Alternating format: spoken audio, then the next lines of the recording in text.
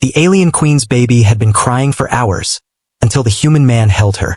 The grand halls of the Varelin Palace were built from crystal and gold, but that night, even their beauty was drowned beneath one thing, the relentless, heart-wrenching cries of a baby. The queen's daughter, Infantair of the Varelan Empire, had not stopped crying for hours. The palace healers had tried everything. Vibrational pacifiers, soothing light pulses, bio-scented mists, even the sacred lullabies of the ancient priestesses. Nothing worked. Queen Eller stood with her back to the throne, her usually regal face etched with exhaustion. Her long silver tendrils of hair, symbols of status, were undone. Her shoulders were tense, and her golden eyes shimmered with helpless worry. "She is not ill," one healer said nervously. "All vitals are stable." "Then why does she cry?" Aloth whispered. No one had an answer. A quiet voice then said, "May I try?" All heads turned. A human stood just outside the main arch, tall and plain, dressed in simple planetary attire. His name was Jonah Ren, an off-worlder who had arrived weeks ago as part of the Alliance envoy. Not a politician, not a soldier, just a botanist. Quiet, observant, kind. Queen Eller narrowed her eyes. "You are no caregiver." "No," Jonah said, walking forward slowly. "But I've held crying children before, my little sister years ago, my niece sometimes. It's not about medicine. It's about presence." The guard stepped forward, but Elleris held up a hand. "He is not of Varelan blood. He will not harm her." She looked at Jonah with strange curiosity. "You believe you can calm the royal air when none of our own can?" "I don't know," Jonah said honestly, "but I can try." The queen studied him for a long moment, then nodded. "Bring her." The nursemaid stepped forward, gently offering the crying child. Wrapped in soft violet silk, tiny crystalline tears sliding down her cheeks. Jonah took the baby with practiced care. She was warm and trembling, her tiny fists balled tight. "Hey there," Jonah whispered softly. "You're okay. I'm here now."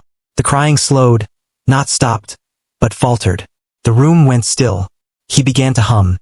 Not a Velen chant, not a universal lullaby, just a simple human tune. A melody passed through generations, something his grandmother used to hum on long evenings back on Earth. The child hiccuped, then silence. The baby looked up at him with wide, wet eyes and yawned. Then she closed her eyes and curled against his chest, fast asleep. No one spoke for a long moment. Then the queen stepped forward slowly, as if afraid to disturb the peace. How did you do that?" she asked, voice hushed. "I don't know," Jonah said softly. "Maybe she just needed someone whose thoughts were calm. Babies feel things, you know. Maybe all the stress in the room was too much." He gently handed the sleeping heir back to the stunned nursemaid. Aloth looked at him as if seeing him for the first time. "A human," she said, "and yet you carry peace within you like an elder of the stars." Jonah shrugged. "Most of the time, I just carry dirt under my nails." A strange, quiet laugh escaped the queen's lips, half a breath, half disbelief. "You have done what no one else in my court could. You calm my child."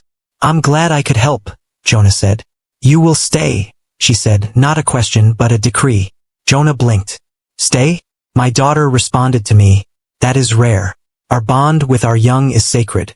I wish you near her." "I'm not a nanny, your majesty," he said.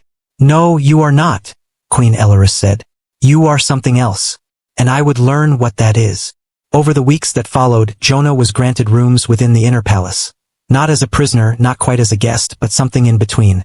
He didn't know what to make of the queen's attention at first.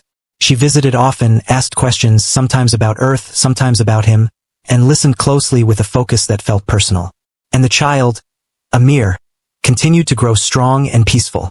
When Jonah was near, she laughed. She cooed. Her cries rarely returned.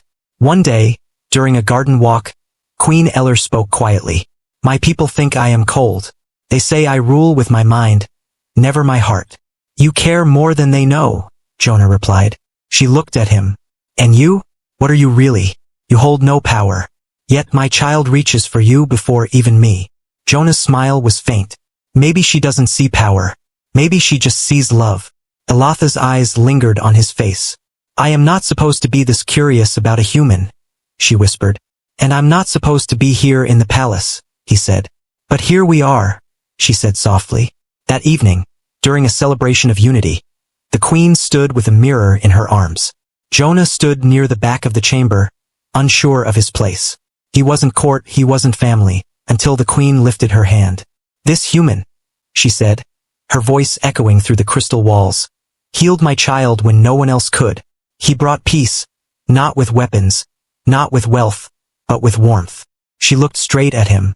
"I name Jonah Ren as child guardian of the Varelan Air." Gasps echoed. Even Jonah's knees buckled slightly, but she continued, her voice softer now.